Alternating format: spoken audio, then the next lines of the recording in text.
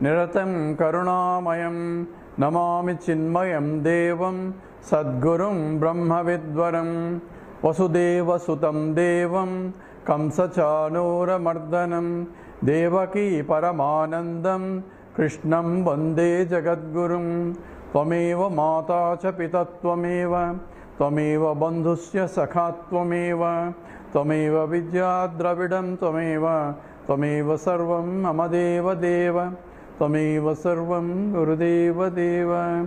Hari Om. We are doing the Panchadashi, 7th chapter, and we are at the stage where after the teaching is over of the knower of the through the indirect knowledge, Aparoksha Jnanam, and by the Aparoksha Jnanam that I am the self Mahavakya Vicharena, that the one has to gain that I am the Brahman, and that very understanding removes the avidya that I am this in this, and therefore the avidya janita karma also are gone. So Brahmavid Brahmaiva Bhavati, knower of Brahman becomes Brahman, and that is Moksha. That's a liberation. But after discussing that, in spite of the study of Vedanta and in spite of understanding it, this knowledge doesn't get crystallized, called internalized. And that's why the scripture says, Srotavyaha, Mantavyaha, Nididhyasitavyaha. Why doesn't it internalize? Because of the obstacles there are. What are the major obstacles? He lists three major obstacles. One is about the Shastra Pramanam. Shastra Pramanam is this, it's not clear because Shastra looks very contradictory. That means I have not really prepared my mind in order to study scripture properly. For that, I have to study the scripture under a teacher, not only any teacher, under a Sampradaya teacher. From a teacher who himself learned from his teacher and so on, and all the way to the Lord. So that becomes a methodology of teaching is also his gain. So he knows the Shastras and he knows how to teach and how to teach to my level. And if I am very rational intellect, where I cannot just accept anything, I don't have faith in many of the statements, and particularly with the science background and all that, we question everything. Because of the rational intellect only, I need a person who can explain to me logically that my intellect can understand, which is beyond the logic. That which is beyond the logic also has to explain logically also. That's why a proper teacher is required. Manushyattvam, Mamutshutvam, Mahapurusha Samsrayam. You are provided a proper teacher when you are ready. That's what essentially. How am I going to ready? By upasana and all that being discussed here. So, ekagrata sa nivartati tattvopadeshat prageva. Before the tattva upadesa, prageva means before that, before I enter into the tattva bodha. So in olden days there is a Veda Adhyayanam, and Veda Adhyayanam involves only the chanting part for the children, and then they only learn the Purva, the part of it, the Purva Khanda, but not the Uttara Khanda, not the Vedanta part. That's why the Svetaketu came back learning only the Purvakanda and thinking that that's all the Vedas is. That's why his father asked, have you learned that? Knowing which you know everything. He says, I don't think my teacher also knows this. Because teacher didn't teach him because he is not qualified to teach. The student is not qualified to teach. So one has to gain the qualifications required for Vedantic study also. Of course, Viveka Vairagya, Samadhi Shatka Sampatti and Mumutshutvam. These are called the Sadhana Trayam, the fourfold qualifications. The discrimination and the dispassion and the discipline and the desire, called 4 Ds. And that is essentially Viveka, Vairagya, Samadhi Shatka Sampatti and Mumutshutvam. Those are required for entering into the Vedanta class. But nowadays there are no Gurukulas, and people listen to on the scriptures on the YouTubes and everywhere. So whether one is qualified or not, how do we know? If you are not qualified, then you will not gain the knowledge. Then what should I do? You may understand the subject. So should I stop listening to the scriptures if I am not qualified? If you are not qualified, you won't even listen anyway. But if you are qualified enough, you will listen, but that knowledge will not sink in. For the knowledge to sink in, the mind has to be completely prepared. Since you are able to understand it and appreciate that, the Vedanta says, continue your studies. It's like when the bulb is broken and the power is also not there. So when I remove the bulb and put a new bulb and turn the switch on, light will not come again. But light will come when the electricity passes through, because you already have replaced the burned bulb. The same way, by putting the by studying Vedanta, it will not happen, but when you prepare your mind later, then automatically the bulb is going to glow, because you already have prepared the mind to that degree. So therefore, if you have already prepared them, if you are not prepared Praga Bhava, before that you need to go do Karma Yoga and Upasana Yoga. That's why Krishna teaches the before Jnana Yoga that comes in the 4th chapter. The 3rd chapter deals with the Karma Yoga. Karma Yoga, he talks about this, how one should perform in this Yajnartham Karma. Perform Yajna say. Yajna is also means for Ishvara. So Ishvararpita Buddhi and Prasada Buddhi has to come. That prepares the mind for Chitta Vishalata. Chitta Vishalata means for seeing the vision of the Lord everywhere, where my selfishness goes down, my selfishness, greediness, and all that things will go down, where I expand myself, I see myself everywhere, or I see the Lord everywhere. Upasana involves the Nityana, the Aradhana and the meditation, mental meditation. It's not a karma now, it is a manasika karma. So therefore, it sit down and contemplate. So Chitta Ekagrata can be developed. Single pointed devotion. And a single pointed devotion comes by? By love for the object. That's what I said. So whenever I love something, I concentrate automatically. So in any subject that I have love, automatically my mind goes there. But if I love the highest, that is Ishvara itself, that becomes the devotion. All other loves are, you are devoted to music, you are devoted to this one, you are devoted to particular thing, and the more you learn, the more it is. Whereas the love for the Lord becomes where your need to love also goes down, your identity also goes down, and you become one with the Lord. That's how the devotion, which is called, the love for the higher is called devotion. The love for the lower is called so-called lust. You are falling in love means you are going down, where the mind gets agitated. Whereas going up, where the love for the higher is, the mind becomes calm and quiet. So mind doesn't get agitated, mind becomes ekagrata. And that's what is being emphasized here in the sloka, the 104. It says, Viparita bhavaneyam aikagriyat sa nivartate tattvopadeshat prageva bhavatchetad. So Viparita bhavana, that I am separate, he is separate, world is separate, that goes away by ekagrata, by having a single pointed devotion. That means upasana helps. And etat tattva upadeshat prageva, this has been discussed even before the Vedanta also, and that's what is the, one has to do it before you enter into the Vedantic class. That's why ours is all called in the Hindu system of philosophy. Before you enter into the Vedantic study, the others are called samskaras. Samskar means preparing the mind. Preparing means even including marriage is also called samskara. It's called vivaha samskara, garbhadhana samskara, namakarana samskara, vidyabhyasa samskara. So all our samskara is only for purification of the mind, and that's what is essentially all the way to purify the mind, and that's what is called chitta ekagrata and chitta upasana will do. So now he is justifying why upasana has to be done before you enter into the Vedanta class. He says in the 105, Upastayota evatra, Upastayota evatra, Brahma Shastropi, Brahma Shastrepi Chintitaha, Brahma Shastrepi Chintitaha, Praganabhyasinah Paschat, Praganabhyasinah Paschat, Brahmabhyasena Tadbhaved, Brahmabhyasena Tadbhaved. Together.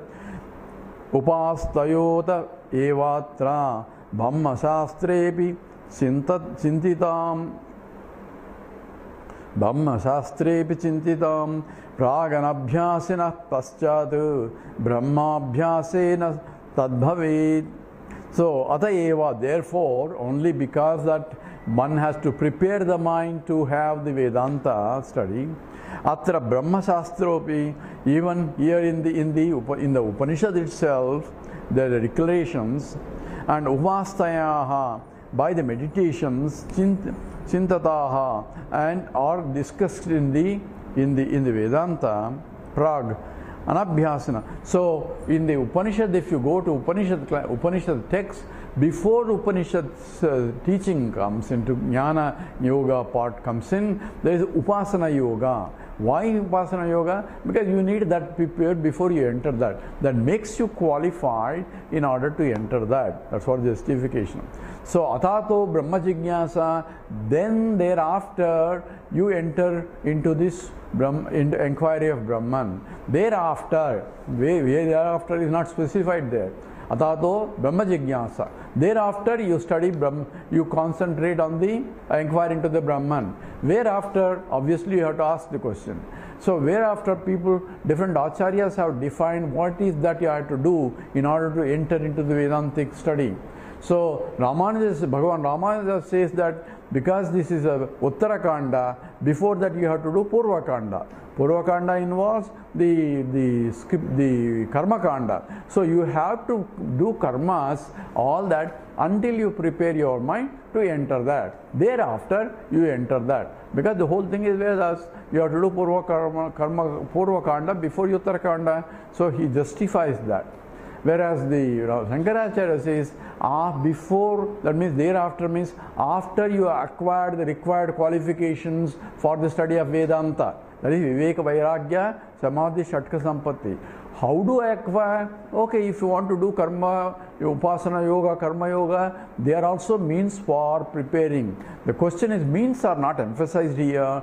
The means is, what is goal is that you should have the fourfold qualifications. How you get it is Vedanta, the Upasana and Karma Yoga helps, all right, but they are not requirements to do it. The requirement is different from what is requirement. Requirement is these are the qualifications. How you get it is not. If this helps, so they are helpful to get this. So therefore, not that they have to do it in order to get it. They are helpful to get the required qualifications. That's what Upasana means. So Upasana and all that are being taught before the Vedanta class. So Upastayo hota evatra Brahma Shastrepi Chintitaha Pragnabhyasinaha Paschat Brahma Abhyasena Tadbhavi. So in case I have not gone through that route, that's what is here addressing here. So Abhyasinaha, for those who have not gone through the discipline of that regular discipline of the Upasana, Karma Kanda, all the ritualistic things that you had to do from starting from Sandhya Vandanam to all daily rituals are specified, including the Agni Upasana and all that. If you are not prepared your mind correctly, or even after preparing your mind you have paid more attention to the karmas than the purification. That's why people get lost in that also. So Abhyasinaha, for those who have not practiced Paschat later also, Brahma Abhyasena Bhaved. So this Ekagrata, practice of Brahma Abhyasa. How do I practice Brahma Abhyasa? Is going to tell more. So you can get that purification. That means you have to have enough purified in order to sit in the class.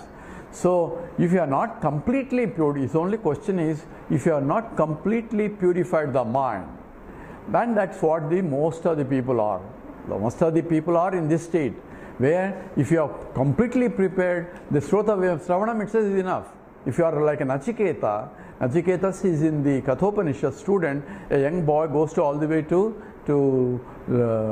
Yama, and Yama, 3 days he was not there, and the Brahmin boy is sitting outside, and he doesn't want to enter without the Yajamani is not there. So he is starving outside for 3 days, and the Yama says, I cannot keep like that, and so he gives 3 boons to the boy, that you have been waiting and I am not there, I am very sorry, please accept these 3 boons. And 1 boon he gets Nachiketa Yajna. So what is that Yajna one can do to go to heavens without going to you, to the Lord of Yama? So he teaches, Yama teaches that. And the other one says the different yajnas in terms of all that.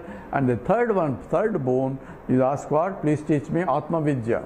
Says the Yama tries to avoid it because he wants to know whether Nachiketas is qualified to know that. So he offered this, he offered that, and he offered so many things. Nachiketa says, I don't want any of those. I want only this alone. That means his mind is purified. So he has a Viveka, Vairagya, Samadhi, Shatka Sampatti. So their hearing itself is sufficient for him to requirement. For others who have not prepared their mind, then what should they do? Do they go back again to Karma Yoga, Upasana Yoga? He says, no need. He says, Paschat, Praga Abhyasanaha Paschat, Brahmabhyasena Tad Bhave. Now you practice the Vedanta. How do I practice Vedanta? Start listening to Vedanta more and more, and start talking about it, reading about it, talking about it. Always mind in that state of understanding. Keep the mind in that direction. That's called Brahma Abhyasa. So Tad Bhave. So there slowly the other Ragadveshas, the remaining Ragadveshas get slowly neutralized, and one establishes himself that Aham Brahmasmi. So what is the proof for this? Is there a statement? Here he is, Vidyaranya quotes one sloka from the Yoga Vasishta. This is 106. Tat Chintanam Tat Kathanam Tat Chintanam Tat Kathanam Anyonyam Tat Prabodhanam Anyonyam Tat Prabodhanam Etadeka Paritvancha Etadeka Paritvancha Brahmabhyasam Vidurbhudaha Brahmabhyasam Vidurbhudaha. So in the previous sloka you have to do Brahma Abhyasa. If you have not prepared the mind, then prepare the mind by constantly contemplating on the Brahman. How do I contemplate constantly? Here is a sloka by Yoga Vasishta. This you can do. Tat Chintanam, always thinking about it. So constantly my mind should be thinking in terms of what is the absolute reality, and see in and through polarity what is that which is substantive for that. So keep the vision all the time. And keep memory, that means keep deliberately doing, thinking on that. Mind goes away. Yato nischariti manas chanchalam astiram tatastato niyamyaitadu atmanyeva vasham nayit. Krishna asks, so whenever you find the mind has drifted away, bring the mind back again to the point of your concentration. This has to be abhyasena ato kaunteya vairagyena cha krishnate. This comes by constant practice only. Slowly, constant practice. There is a simple story of one young boy who didn't know, but he is interested in music, and he learns how to cook. So he joined as a cook, and one gentleman was there. He employed him, and this boy was cooking. At the same time, his interest is in music. So whenever some noise comes, he used to play tabla and all that with all the cooking instruments. So he was very good in that. So one guest came and saw this. Hey, who is doing that music inside the kitchen? Oh, that's my cook, and he loves the music. I don't care, but let him, as long as he's good. He's a very good cook. So whatever he does, it doesn't bother me. He says, hey, he seems to be very good. Why don't you let him learn music also? So I have no problem. So he called the boy. He says, you want to learn music? He says, yes. So don't worry, I'll pay for it. You go and learn music. So in between, whenever he is free, he was learning music, and because he loves that, so he is more and more interested in the music, and he became a slowly expert, and he went to next teacher, and ultimately everybody started inviting him, and of course cooking is gone, so he became a great musician. One day he was traveling all over, and he came back to this place where his original employer was there. So he wanted to say thank you. So he came there, and there was no cook at that time. He says, "What is that? There is no cook here." He says, "No, no one is there. So let me cook for you," because he was cooking before. So now this musician was cooking inside. So a friend came, "Hey, who is cooking there?" "Oh, that's great musician." What happened? Originally, what was singing there? The cook was singing. Now who is cooking now? The musician is cooking. The transformation is complete. That means a cook has become a musician by sadhana. By constantly working on it, he has become a great transformation occurs. In the same way, by tat chintana, by constant contemplation on something you love, automatically the mind goes into that. So tat chintanam, tat kathanam. So talking about it more and more, discussing about it and all that, the mind revels into that only. Anyonyam kathan. So constant discussion with other people helps the mind to contemplate on that. Tat chintanam, tat kathanam, tat prabodhanam. And if you can catch hold of people, try to teach them also. So because when you teach, you have to learn more. That gets clarified in that. So tat prabodhanam, discussing that, and also teaching, and etat eka paratvam. So this way you can contemplate on that only. Your mind is only reveling in that and that and that only. So that's what is essentially. And Brahmabhyasam viduhu. This is what called Brahmabhyasam. So we have the December season going on. Our nephew is Kamalkiran and all his friends are coming, and I see they only discuss only music only, because their mind is only in that direction only. So whatever they do, whatever they talk, whatever they play is only revels in that area, because that's where their love is. In the same way, if you are interested in the higher nature of Brahman, that's what you get into that. That's what Tat Chintanam, that becomes a Brahmabhyasam Vidurbuddhaha. That's what Viduhu, the Panditaha, the wise people, that's what is called the meditation. Meditation is not sitting down in one place and closing your eyes, but after the learning, you have constant contemplation. The mind is only revolves in that only, and that becomes the meditation only. You go to the next sloka. Tam eva dhiro vijñāya, prajñam kurvata brahmanaha, prajñam kurvata brahmanaha, nanudhyayat bahun sabdan, vacho viglapanam hitat. Together, tameva dhiro vijñāya, prajñam kurvata brahmanaha, nanudhyayat bahun sabdan, vacho viglapanam hitat. So now, is there a rule in terms of this meditation?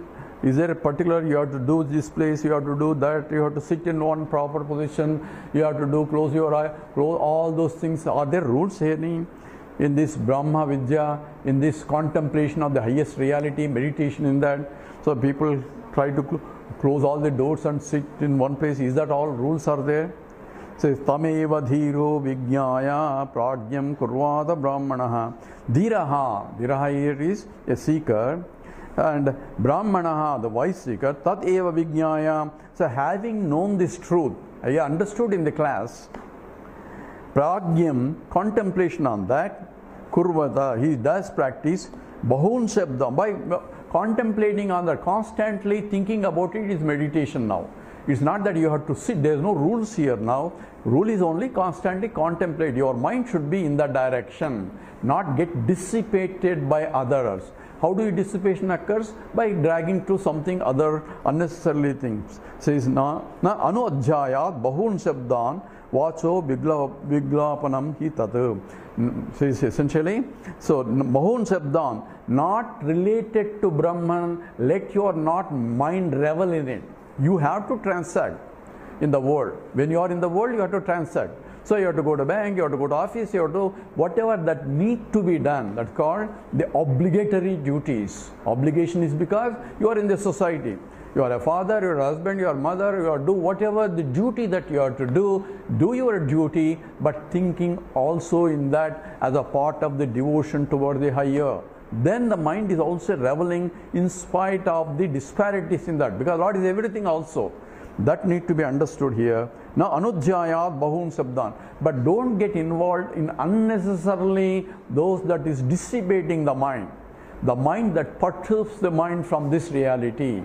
Don't get emotionally involved in other things. And that's how you withdraw your mind from unnecessarily indulgence of the mind, so that the mind becomes only single pointed devotion towards the love of that object that you are. And that is what is being called as a meditation. So, nanudhyayat bahun sabdan. Bahun sabdan means unrelated topics. Don't get into discussions on those. No. Tat vachaha viglapanam. So because it's a waste of energy only, nothing other than lot of noise only. So don't get involved in the too many discussions of that which is not related to the love of the thing that you really want to spend your time. So that's what is called. There are no other rules other than this. That's what being specified here. So what is is there any reference to this? It says, he quotes the Bhagavad Gita sloka now. Ananya aschintayanto mam ye janah paryupasate. Ananya aschintayanto mam ye janah paryupasate.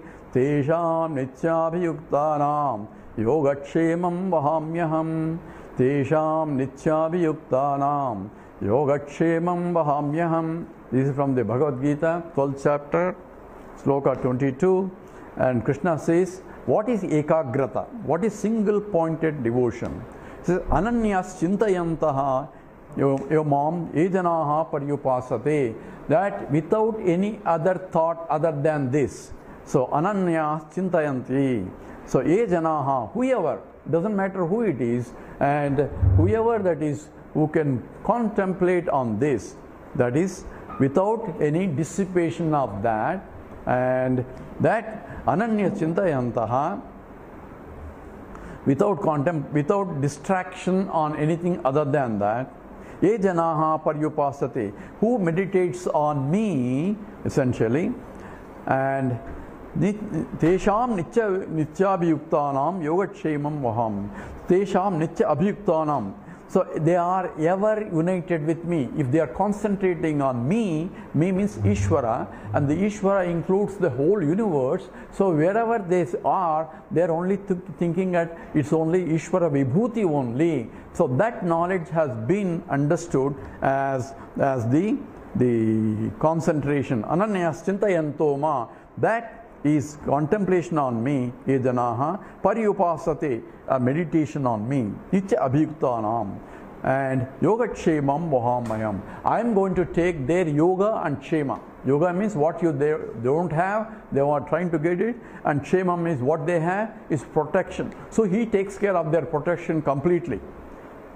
That's what is the statement here by the Lord himself in the 12th chapter. That is in the Bhakti Yoga.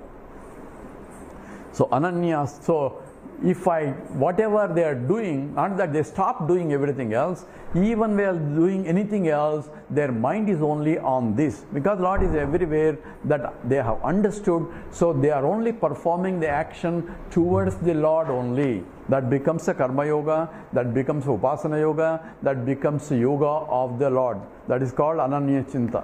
So Lord, since Lord is Vishwam, Vishwam is itself is Narayana. And Vishwam Vishnu, he is what who pervades the whole universe also. So I cannot but deal with him all the time. Only my problem is I am thinking that this is different, that is different, that is different. I am not able to see Vishnu in my transactions with the world of polarity.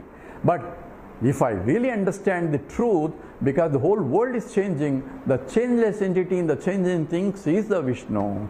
And that's why he is Vyapakaha, Sarva Vyapakaha, who is Vishnu. So Vishwam Vishnu Vashatkaraha.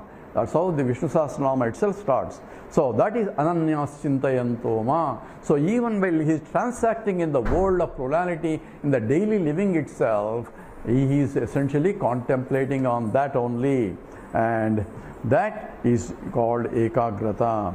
And ananyas chintayanto ma ye janaha paryupasate tesham nityabhiyuktanam yogatshemam vahamyam. For their yoga and kshema, I will take care of it. This is the guarantee by the Lord himself.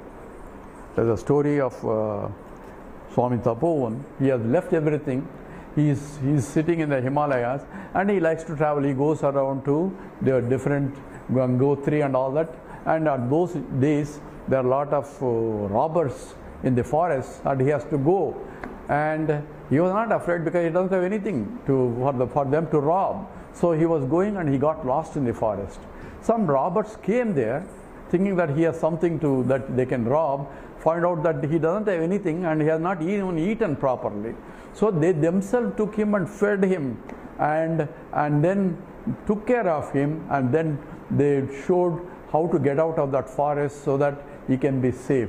So that's how the Lord will take care. Not that Lord will come in some form and do. Lord will take care of you anyway once you surrender to him. And that's what yogatshemam vahamyaham.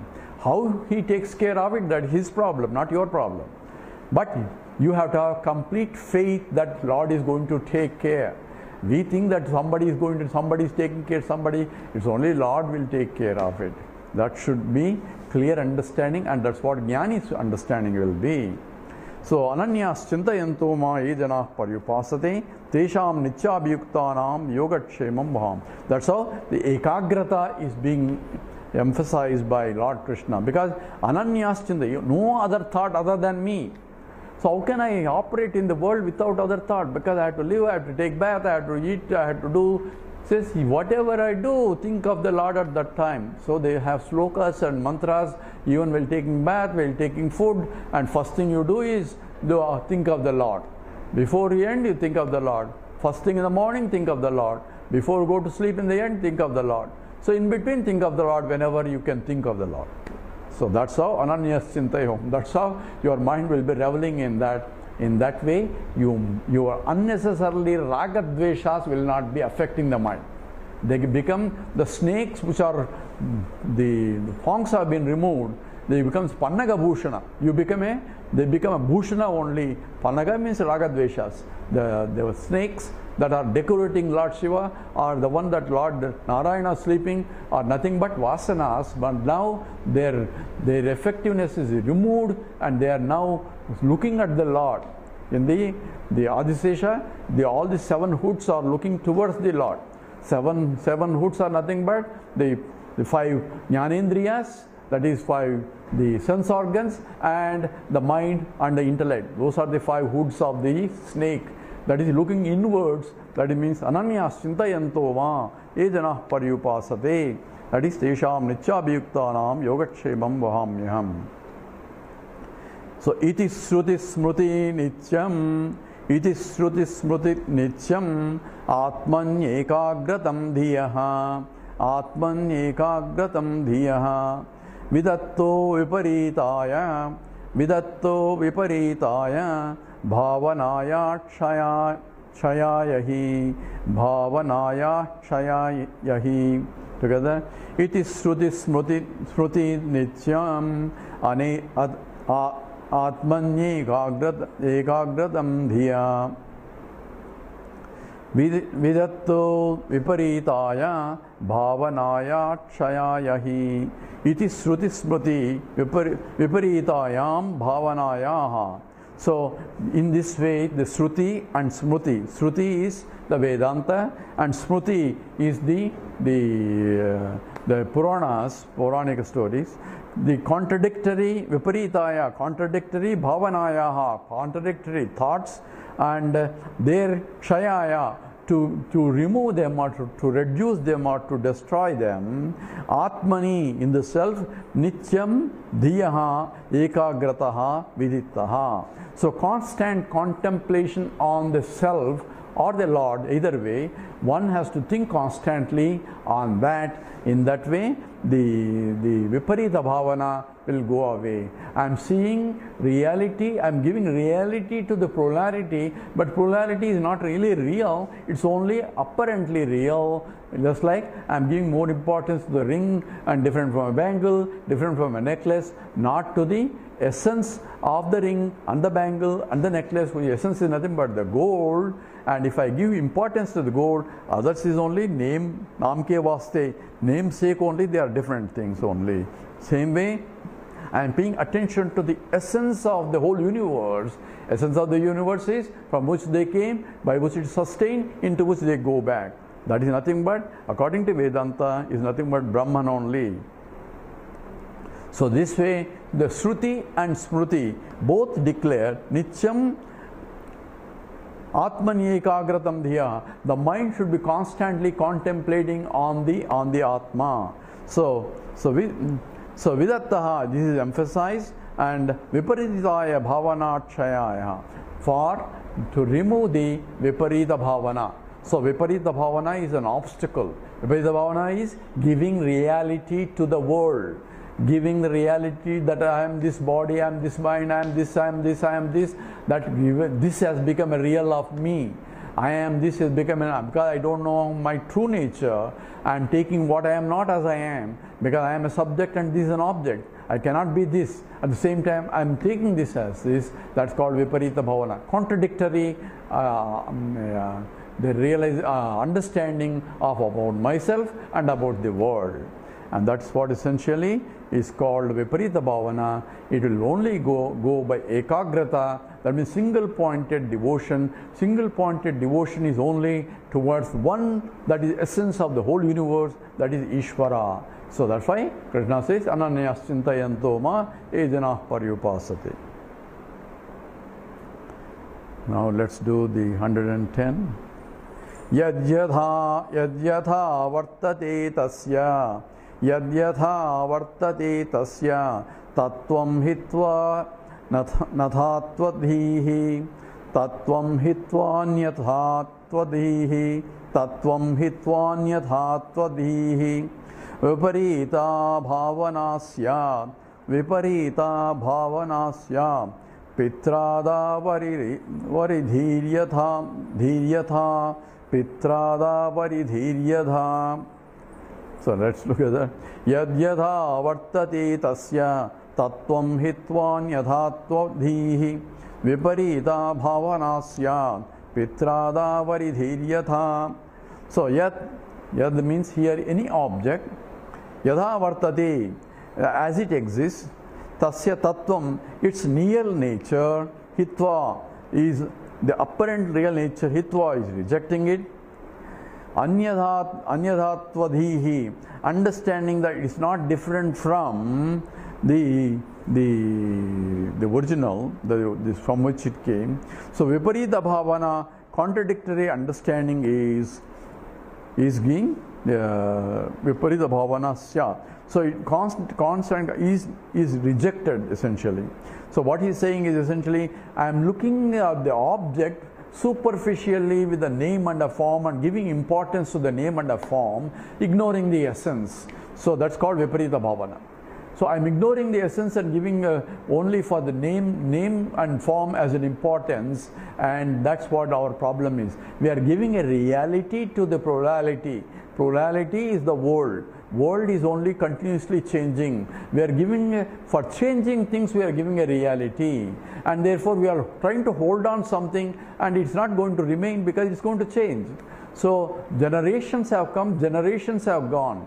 The dynasties have come, dynasties have gone. The many kingdoms have come, empires have come. All are gone. Why? Because there nothing is permanent here. So if you hold on to that as the permanent basis, then you are having a problem. Because that's what essentially Viparita Bhavana. So what is the essence? How do I get the essence? For that only Vedanta Pramana. So if I look at why every object doesn't have any essence there. So that's why scripture says it's only name and a form. Because I am seeing and then say I am giving a reality what I am seeing. So the world is real because I see it. If I don't see it, then the world is not even there. We don't know whether the world is there or not. So in the deep sleep state, there is no world. But only in the waking state, this waking world is there.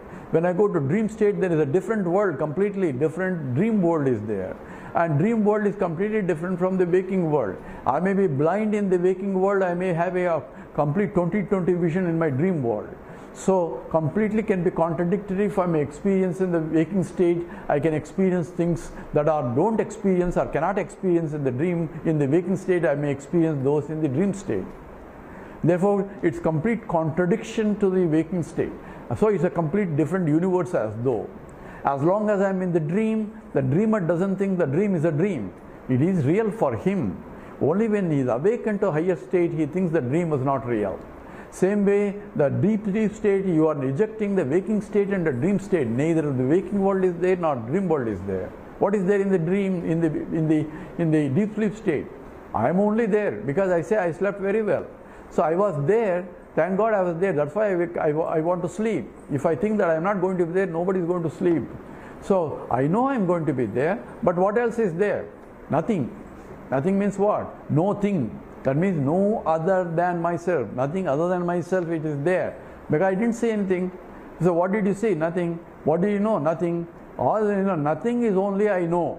Means absence of everything is what I have knowledge of. Absence of everything is also that I did not know in the dream state, in the deep sleep state. Only in the waking state is I did not know anything. So I don't know about myself. I don't know about the world existence. I don't know anything other than I was there to sleep very well. It's called Akhanda Akara Ajnana Vritti. The presence of the continuous, non-differentiated, the ignorance of subject objects are there only in the deep sleep state. That I know. Why? Because I can say in the morning that what did you see? Nothing. That means there was no thing that I can see. There is no subject-object duality that I can see. Therefore, that I saw. That means it's called a indirect knowledge that I have the knowledge of the non-existence of everything else, a knowledge of the non-existence of the ignorance of everything else. But that knowledge of the non-existence of ignorance or the world is not there in the deep sleep state. It's only there in the mind that could record but not able to express also because the mind is folded. So it is a very sutshma, a very subtle form of mind is there to record the absence of everything. That I know, and that's what is being discussed here. So we go into more details about the sloka 110 after we come back in the next class. With this we stop here. Om Purnamada Purnamidam Purnat Purnamudachyate Purnasya Purnamadaya Purnameva Vasishyate. Om Shanti Shanti Shanti. Harihi Om Sri Gurubhyo Namaha.